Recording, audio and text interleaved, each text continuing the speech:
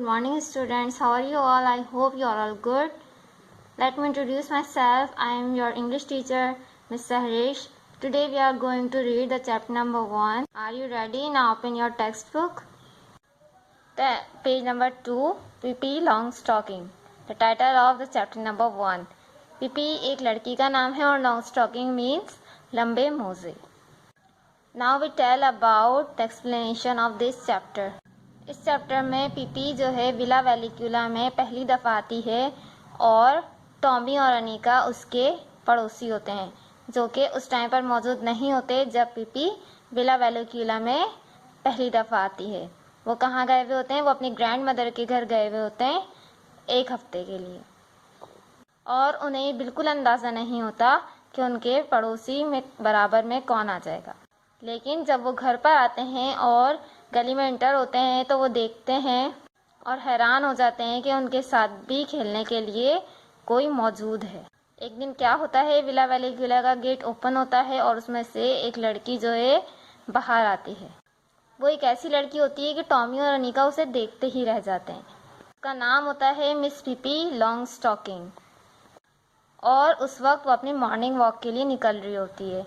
लेकिन वो उसका देखने का क्या तरीका है, मतलब वो कैसी दिखती है, उसके जो बाल हैं वो कैरेट कलर के हैं, ठीक है, और वो इतनी टाइट पोनी बांधती है, इतनी टाइट चुटिया बांधती है कि खड़ी हो जाती है उसकी चुटिया. और उसकी नोज़ कैसी होती है कि स्मॉल पोटैटो की तरह. और उसके जो फेस है उस पर फ्रैकल्स होते हैं, मतलब एक डॉट डॉट से हो जाते हैं ना, झाइयाँ आ जाती हैं, वो उसके फेस पर मौजूद होती हैं. Now the explanation of page number 2 is completed.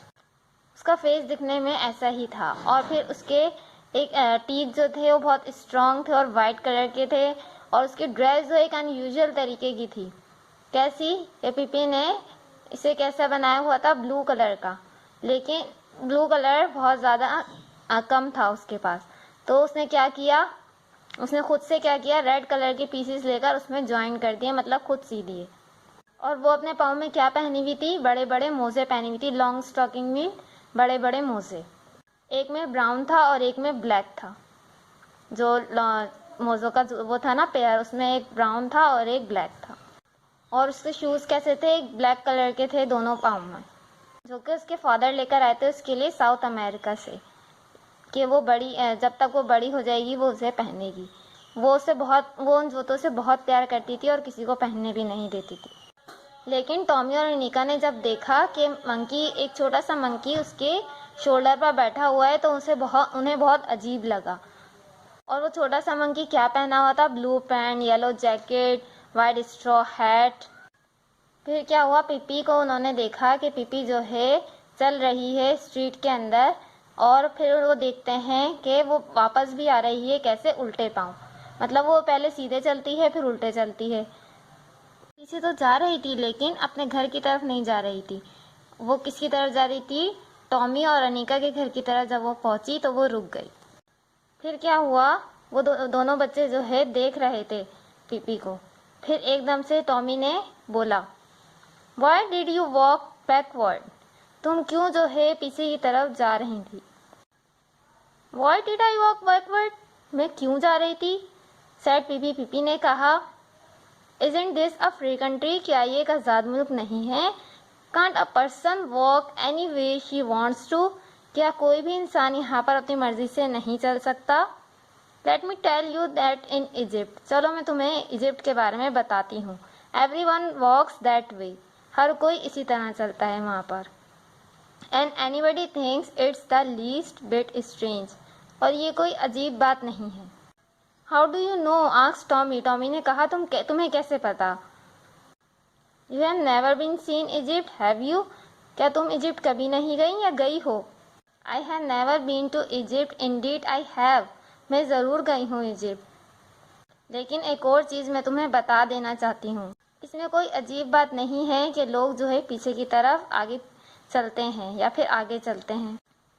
लेकिन फारदर्स एशिया में तो ऐसा भी होता है कि लोग जो है हाथों के बल चलते हैं. Now you must be lying. तो टॉमी ने कहा, तुम झूठ बोल रही हो.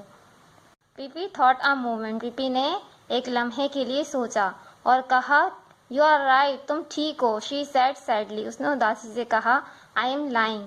कि मैं झूठ बोल रही हूँ। Now the explanation of this page has completed. फिर क्या होता है, अनिका कहती है कि झूठ बोलना तो बहुत बुरी बात है। फिर वो कहते हैं कि तुम्हें झूठ बोलना किसने सिखाया, झूठ बोलना तो बहुत बुरी बात है। तो पीपी कहती है हाँ मुझे पता है कि झूठ बोलना बहुत बुरी बात है। वो उदास हो जाती है, उदासी के साथ कहती है वो, लेकिन तुम भूल जाओ अब ये, लेकिन तुम ये कैसे सोच सकते हो कि एक छोटा सा बच्चा हमेशा से ही सच बोले, क्योंकि मेरी मदर जो है एक एंजल बन गई हैं and my father is king of a cannibal island. और पीपी के जो फादर होते हैं वो बादशाह होते हैं कहाँ के, आदमखोर एक जजीरा है उसके। फिर वो क्या बोलती है कि मैंने उसी ओशन पे अपनी पूरी ज़िंदगी गुजारी है और हंसती है और अपनी बात को जारी रखती है। फिर वो क्या बताती है, कॉन्गो के बारे में बताती है। वो कहती है कि कॉन्गो में कोई भी ऐसा शख्स नहीं है जो कि सच बोलता हो, हर कोई वहाँ पर पूरे दिन झूठ ही बोलता रहता है। और अगर मैं तुम्हें अब झूठ बोलते हुए नज़र आऊँ तो तुम मुझे फ़ौरन ही रोक देना और मुझे याद दिला देना कि ये बात अच्छी नहीं है।